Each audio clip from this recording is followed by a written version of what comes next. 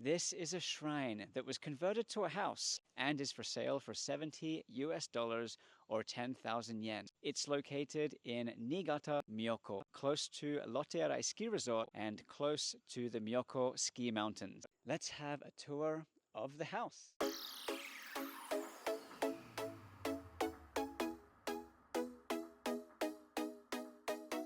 Happy travels! Hello and welcome to the video. I think you're going to like this one. It's good to have you here, and I wanted to give a quick shout out up front to those who have bought me coffee recently.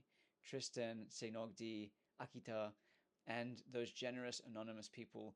Really appreciate you supporting my coffee addiction, but also I'm able to put some of that money towards my adventures, my travels, and some new equipment. Recently, I've just bought this new DJI mic where I will be able to improve my audio for my videos, especially when I'm outside doing stuff. So again, I really appreciate it. If you want to buy me a coffee, you can visit my profile. I'll put the link in the description. And thank you very much. I am very grateful.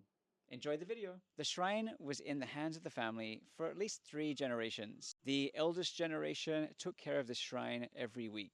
The daughter then took over taking care of the shrine and eventually moved in living here. The daughter got too old to take care of the shrine by herself and moved into a nursing home. The next generation no longer wanted to take care of the shrine, which is why it's now for sale. Since the shrine was converted into a place of living, it definitely is a place that can be lived in. This property is over 100 years old. This is an Akiya property. Akiya is an abandoned house in Japan. These houses have certain conditions on them. Every house will be different. Every reason as to why they've been abandoned will be different. Feel free to drop those questions down in the comments, but I'm going to move on and start showing you around the house. Starting outside, and this house has a beautiful garden. Have this beautiful stone feature. There's a few of them around. There's another one behind me just here. And this garden is part of this house. One of the downsides to this house is that there is no real great road access here. So if you look behind me, this is the road to get to this house. This direction too. This is the narrow road. I've been introduced to this house through a real estate, and I had an inspection this morning. The real estate agent who's handling this ran me through this property and gave me an introduction of the pros and cons of this property and this area. During the winter, these roads will not be cleared by the government. This is something that you would have to do yourself. If you were to buy this property, you would have to clear the entryway into your house. You can park at the front of your house. There isn't necessarily parking, but behind me here, this part, you could park here. It's your land, you could change it any way you want, but this would make the obvious parking spot. The view from the house on the other direction is super pretty. The neighbors here in the front have a beautiful garden that they're taking care of, and you cannot see it today. It's a bit cloudy, but that is a really great view of the mountains directly across too. Let's have a walk through the garden area. It's all overgrown, but it's super cool. I do like this garden. I just noticed a flower over here. I'm going to flip the camera around and show you some of these beautiful wildflowers and weeds that are growing in this garden space. So it's a little bit overgrown, but it's kind of manageable. This pretty flower here. And this one over here caught my eye as well. And this is the house view from this direction. So from this window and from this window, this would be the view. And like I just mentioned, this is that view of the neighbor's garden who's really taking care of their beautiful rock garden. You've got some fruits growing up on the trees. It's very village feel around here, but it's not too far from Arai. Let's take a look around the house a little bit more. So you'll notice straight away that there is this roof, this old roof on this house. This is a Kominka house. A feature about this kind of roof on the house is that this is actually a very old traditional roof. This is actually a straw roof underneath. This is purely a cover, and this was placed over that straw thatched roof. The reason being is heavily based around that the people that crafted these roofs are no longer really around anymore. It's an art that is no longer a big part of Japanese trade work in construction. So now these roofs are covered to prevent any leak, to avoid having to do the maintenance on those thatched roofs that people just cannot do anymore with the lack of trades that offer that service. So to avoid leaks, to fix the problem with maintenance, because those are heavy maintenance, those thatched roofs, they're covered with this metal roof. This would have been attached because of the snow. It would have fallen down off of that roof and piled up in front of the windows in the house at the front, and that would have caved in. So they've put this here as a way to make life a little bit easier. But if you can imagine, if you do it right, you could remove all of that and make that into glass windows, and then go back to this side here and have that view of what would be the mountains and also this beautiful garden. I want to point out that while I talk about all of the potential around these places, it does cost a lot of money to fix these, and it's an unknown amount of money to fix a place like this. Not only are there unknowns, there are a lack of trades that provide this kind of building technique in Japan these days. It's not a common thing to have a house built in this way. It's an artwork, and you'll usually find the people that are doing this work are an older generation who are getting older and retiring or getting to the age where they're passing away. And this kind of building technique in Japan it's still around, but it's definitely becoming more of a master art that is not part of the regular trade work in Japan these days. The toilet here is a septic tank. It's directly under the house, you can see. So this pipe is for the septic toilet. It'll have a fan on the top there to ventilate, and that will be the sewage right there. That will have to be pumped every so often when that gets full. This is the entrance to the house, but we're going to look around outside a little bit more as far as we can get in this garden. Very pretty. Just going around to the side of the house, and there is a small footpath I'll make my way to. This is not part of the property here.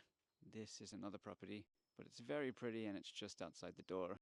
And you can see the state of this roof that has covered the thatch. It is heavily rusted. Some of it will need to be replaced. It would probably make more sense to replace this rather than paint it. This is the back side of the house here. So there is an access road back here. I'm not sure whether it would be possible to build something back here for parking, or a new entrance, a new doorway to the house. Personally, that's what I'd be looking into, as it does have this road access that is cleared.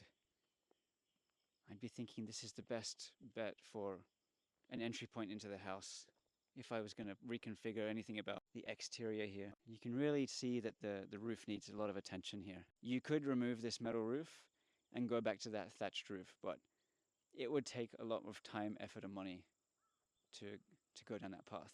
Something else you might have to consider is how close this property is to the next door, the neighboring house, when talking about the snow. So the snow will fall off of the roof here, pile up here, and probably stack up in the middle, down there, in between the houses. And you can see on the window of the neighboring house that they've put those barricades there.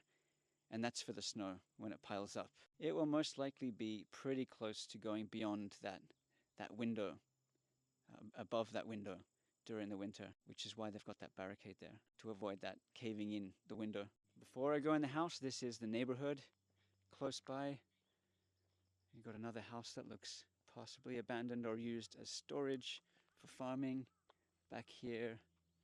Quite a nice spacious neighborhood. There's a few nice houses around this area. There will be snow here. They will have quite a bit of snow. It won't be as much as the higher elevations. This is a little bit lower. It's not too far from the Japanese Sea, which means that the elevation is a lot lower here, but they still will have a large amount of snow. And that's something you would have to consider if you were to buy a property or have a property in this area. Here's a floor plan of the house before we go inside, and it's on the bottom left. We have the entrance where you'll see a toilet and a men's urinal. When you go through the entrance and straight ahead, you can see that that's the kitchen. As you go to the right of the kitchen, there's a tatami room, and that would be the bedroom.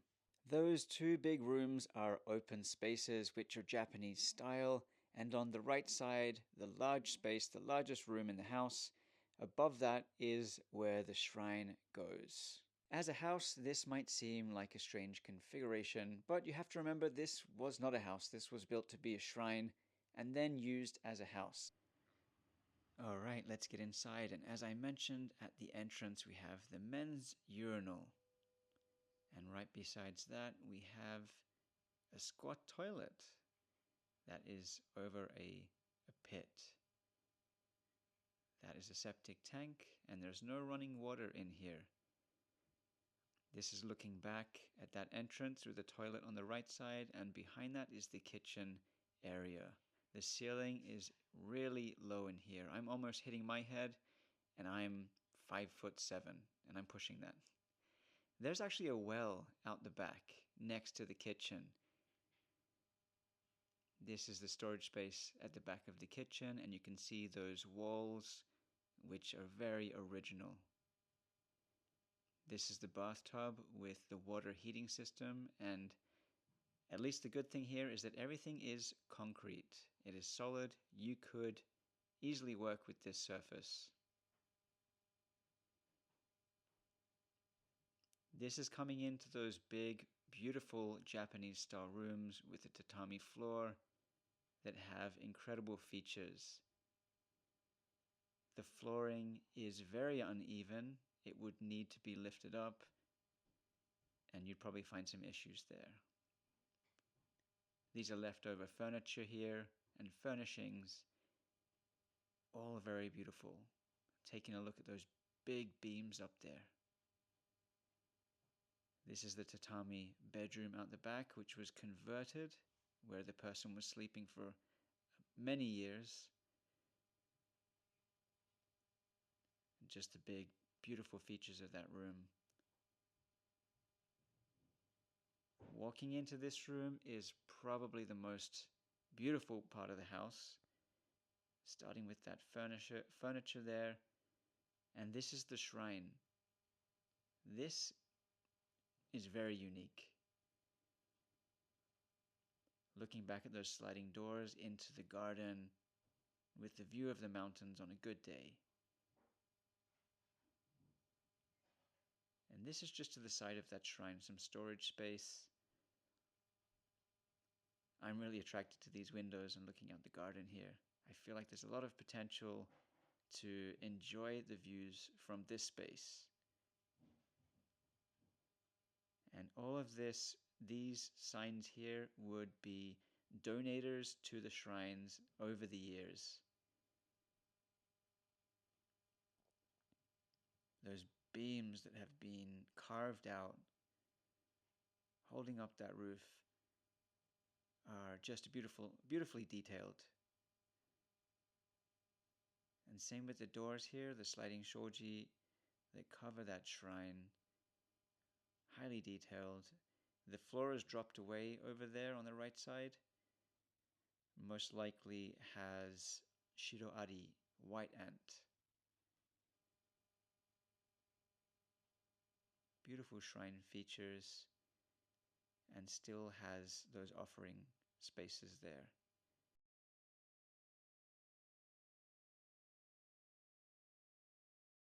And it's unique for me to see these boards up here, and the furniture is pretty. All of this stuff is full of treasures to me. I did ask the real estate, the fudosan, the real estate, if there is any value in these items, and he said it's worthless. You have to find a buyer who wants to spend money on that.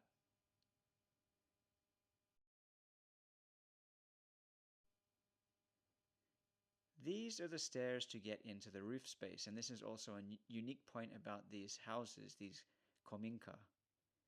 And up here, you can see behind the roof and the walls.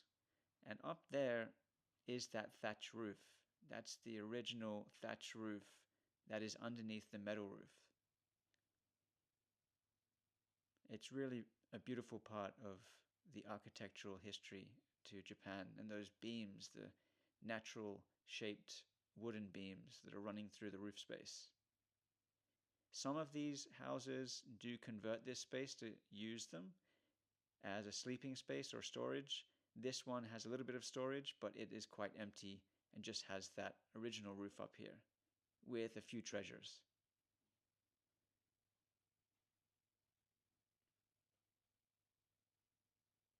You can see the construction method here, and the real estate agent here was pointing out to me the metal on the right side, which is where the new building has been placed over there.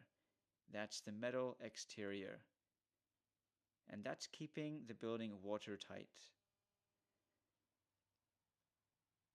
Just a few of these extra cool things that are laying around, and the wall construction. To me, this is cool. What do you think of this shrine that was converted into a house? Is this somewhere that you could live in? Would you buy something like this for 70 US dollars? You would have all of this land and this property. But it's a huge responsibility. This will not be something popular for locals to buy, and there's a good chance that it will be knocked down eventually. I would love to hear your thoughts in the comments below. If you're looking for a property in Japan, maybe it's a ski house or a beach house, get in touch with me. I'm pretty good at finding this stuff. You can send me an email at macguy.mail@gmail.com, or you can subscribe to my newsletter on macguy.net.